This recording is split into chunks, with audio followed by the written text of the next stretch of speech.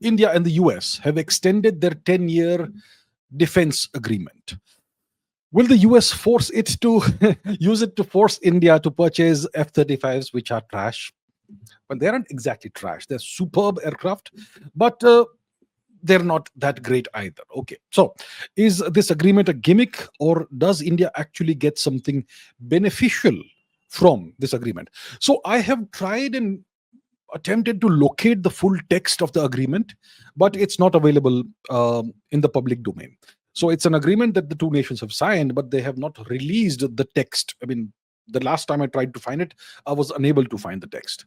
But we know kind of what the press releases have been like and what has been communicated to the public. So this agreement was signed just a few days ago, and what is it all about? It's about, so there's some broad, you know, broad aspects that have been agreed upon, and I'm sure there are details that you can drill down in.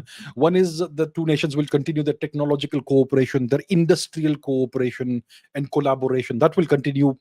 The two nations will continue to do sharing, engage in sharing of information and intelligence, right? So that will continue to whatever extent it was continuing. I'm not sure if there's going to be an enhancement of that, but it's going to continue.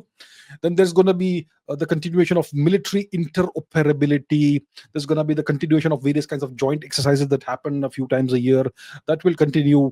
There's also reference to the Indo-Pacific. So the two nations have agreed that they are committed to their joint to maintaining open and free and rules-based Indo-Pacific region and rules-based world order, which Donald Trump is actively appending. But yeah, sure, okay, right?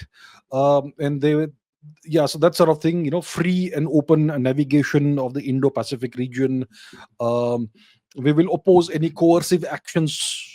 We will reinforce deterrence, and we seek stability of the Indo-Pacific. That sort of verbiage has been used, and apparently there's a long-term roadmap for collaboration.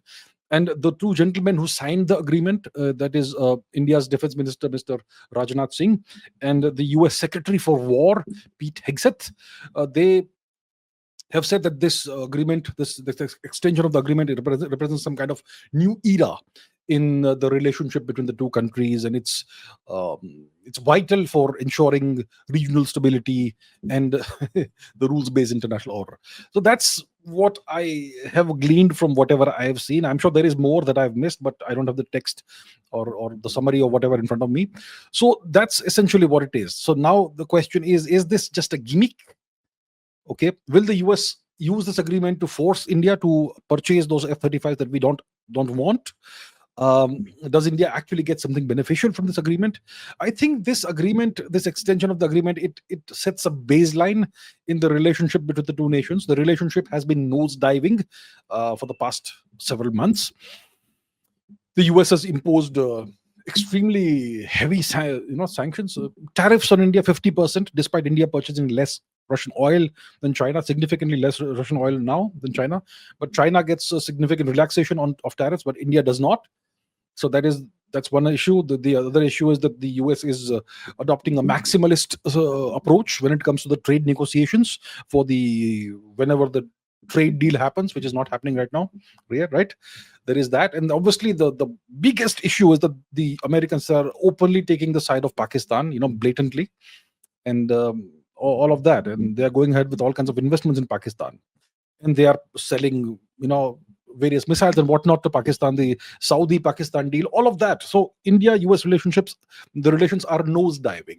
So this agreement seems to be something that sets a baseline that we can maintain.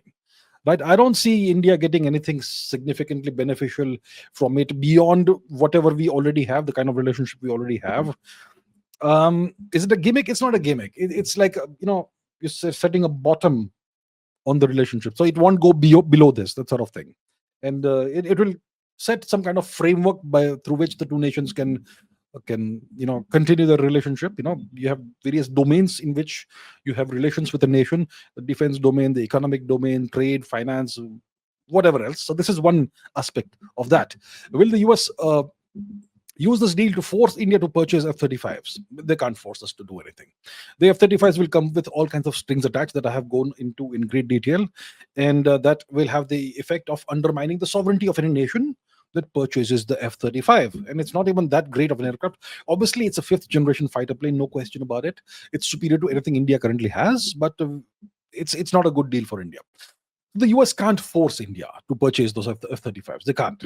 So I don't see that happening. I think the day that India purchases F-35s is the day we will officially have announced that we have given up our sovereignty. Essentially, that's what it means. So I don't see that happening, and I hope that I'm absolutely 100% correct on this matter about the F-35s. Okay,